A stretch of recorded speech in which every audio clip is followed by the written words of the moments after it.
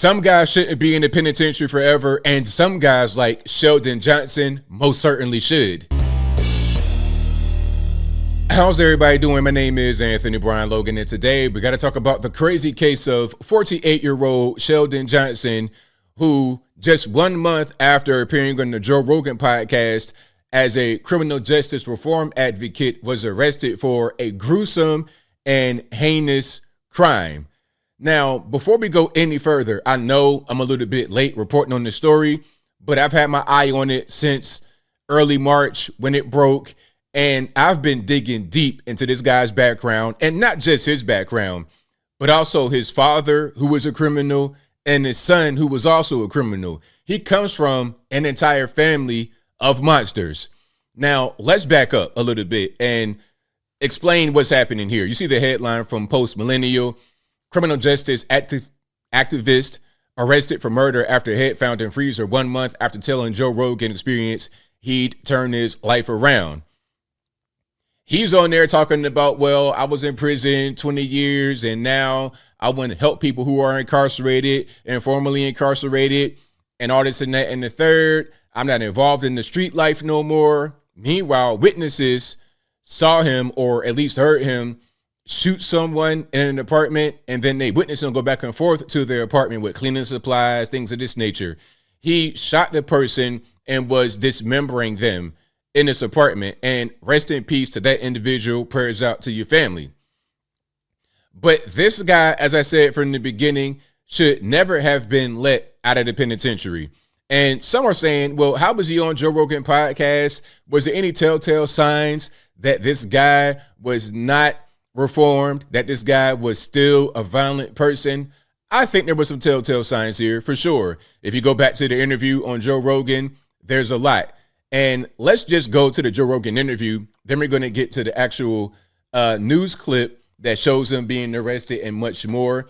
And please, fair use, Joe Rogan, don't give me no copyright on this. I know how you guys are, but let's check it out a little bit in pieces, and you'll be able to see kind of what I'm talking about. That lets me know, hindsight being 2020, being Monday morning quarterback, that something was not quite right with this guy.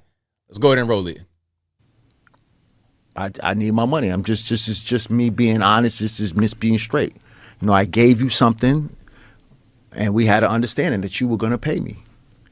And when I came home, when I finally located this particular individual, he had his girlfriend with him.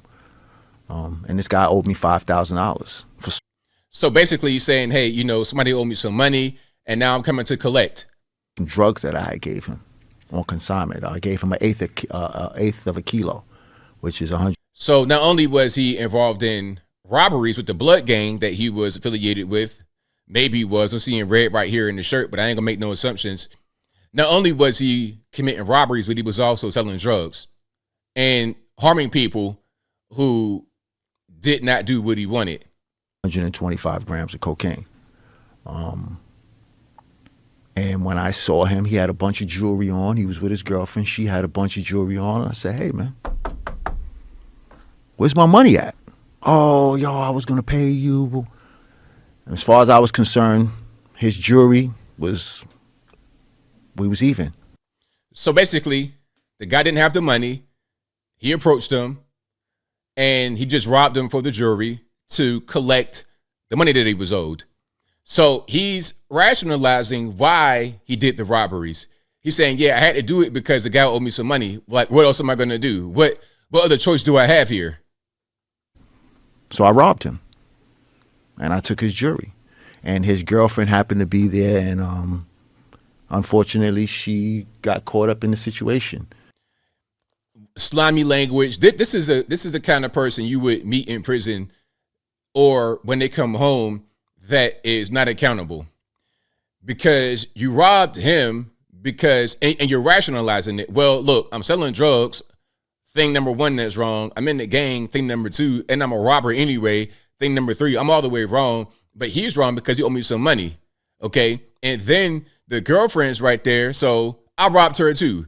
Did the girlfriend owe you money? How are you going to rationalize that? And you're not really saying that you robbed her and that it was wrong and that you're remorseful. Man, she's there too. I robbed her too. I had a bunch of young guys with me, and they robbed her as well. and he got hit in the head with the gun right here on the side of his head, and he got 2 stitches. And they gave me 25 years for that case. Did you hit him in the head? No. So basically, he's saying, look, I got 25 years in prison. I think he served 21 years because the guy got 2 stitches. That was the whole thing throughout this little interview right here. Just no accountability. Okay, my man, like the way you're describing it is that he got 2 stitches and that was it. What really happened? You and your gang member buddies robbed 2 people at gunpoint. You pistol whipped the guy and you robbed her. And you were already involved in a lot of crime already anyway. You had a reputation for doing this kind of thing. I'm sure you had priors and whatnot. It's not like you just hit the guy with your fist in a fight and then he got 2 stitches. That's not what happened. You were a criminal, a drug dealer, a robber. You pistol whipped him and you robbed her, who was just an innocent bystander. So I'm not really trying to hear anything about, oh, well, they gave me too much time. No, you got the appropriate time considering your entire background and considering what you just recently did, what you were caught doing, what witnesses heard you and saw you doing, okay? Now, a little bit more about Sheldon Johnson, a little bit more about him before we get to the next thing, okay? His father is also a criminal, like the worst kind of criminal. His father is a child sex offender and also a drug dealer, and he happens to be deaf. His father is deaf. So, and the reason why I'm mentioning his status about not being able to hear or having hard hearing is because his father would have Sheldon Johnson, we just saw on the screen, translate drug deals into ASL, into sign language. I'm not making it up. So his father was a bad person, is a bad person. I don't know if he's dead or what. His father was bad, influenced his son to be bad. And also Sheldon's son, the grandson of the Chomo father, the son actually killed an Asian student in New York City as a result of a robbery. What happened with that, matter of fact, I'm going to come back so you can see me clearly. As far as the Asian student, the son robbed him or tried to rob him, and the student resisted. So what did they do? They beat him up, probably knock him, give him a concussion or something like that. The student stumbles into the traffic, gets hit by a car and dies. So his son is a murderer. He's a murderer. His father, a chomo, might even be a murderer as well, and a drug dealer. Just all bad. Just bad people. All of them shouldn't see the light of day anymore. His dad might be dead. I don't know. The son might be dead. I don't know. But they're all bad people. Now, let's get to the actual arrest of Sheldon Johnson to see that. And, of course, this link will be in the description if you want to see it in full without my commentary. Also, if you're not G, visit the link in the bio, go to the corresponding article on the website. But without further ado, let's go ahead and roll it. Now to a shocking twist in a murder that stunned a neighborhood in the Bronx. A man found dismembered inside an apartment. Now today, police arrested a man named Sheldon Johnson. He is a criminal justice activist, and he boasted about turning his life around after getting out of prison as recently as going on shows like the Joe Rogan podcast. Now tonight... And you know what? The thing that the telltale sign for me was, it's always someone else's fault. Oh, well, I had to rob him and pistol whip him and rob the girlfriend because he owed me some money. It's not my fault. He's doing wrong. Never mind you that I'm a criminal gang member and I sell drugs and I'm known as a robber in the community. Don't worry about that because, hey, it's not my fault. Same thing with his boy talking about, oh, well, him and the Asian got into a fight. Well, no, your boy was part of a gang just like you and robbed him just like you and beat him up just like you. And then after he got beat up, probably got concussed, fell into traffic, got hit by a car and died. Why don't you own up to what you did? Why don't you own up to what your son did? No accountability. And he'll probably say the same thing right here. Oh, well, the guy was disrespecting me, all this and that and the third. It's always someone else's fault and never your own fault. People like that are unrepentant and don't deserve to see the light of day anymore. He is back in handcuffs and he's facing murder charges. News 4's Ida Siegel is in Highbridge, where the crime scene investigators are still looking for evidence. There's more to that, but I don't need to really play it because, again, they found the person in the Bronx chopped up in their refrigerator, and this guy was witnessed going in and out of the apartment with cleaning supplies, Witnesses heard gunshots, the whole 9 yards. So that's kind of what's going on with that. Again, I know I'm late to the story. People have been reporting it, but I had my eye on it, and then I was watching a bunch of stuff on this. I kind of went down the rabbit hole, and I needed to give my 2 cents because this is really crazy. Now, as I close, I want to say this. People who have been to prison can often turn it around, and they won't go back. But if they're unrepentant, if they're unremorseful, if there's no accountability, no introspection, it's easy for them to recidivize. They're going to go back because they see what they do is justifiable, and it's okay. It's okay for me to pistol whip him because he robbed me. He didn't pay me back.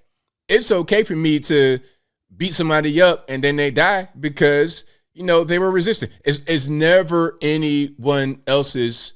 It's never their own fault. It's always someone else's fault. And that's part of the problem right there. So if you want to see a red flag of a repeat offender in the making, guys like that, guys who speak that way, you already kind of understand what's going on. And I think I'll leave that right there for now. And what say you? What's your take on Sheldon Johnson? Could you have seen this coming? Are you really surprised that he did this just 1 month after appearing on the Joe Rogan podcast? He gets found with somebody chopped up in the refrigerator in New York. Whatever your thoughts are, let me know in the comments below. You guys know where I'm at. I am not surprised at all when you look at what he was saying during the interview, his demeanor, how he was trying to downplay things. I didn't really hear any remorse. I didn't hear any regret. It was always a bunch of justifying. Well, he got 2 stitches while I got 25 years. Well, you don't want to talk about your life as a gamer? Like, you don't want to talk about that part? Isn't that pretty important? It's really crazy. But again, I'm not surprised based on that. Whatever your thoughts are, please let me know in the comments below. And that's all I got to say for this video. If you like what you heard, please comment, rate, share, and subscribe. Peace.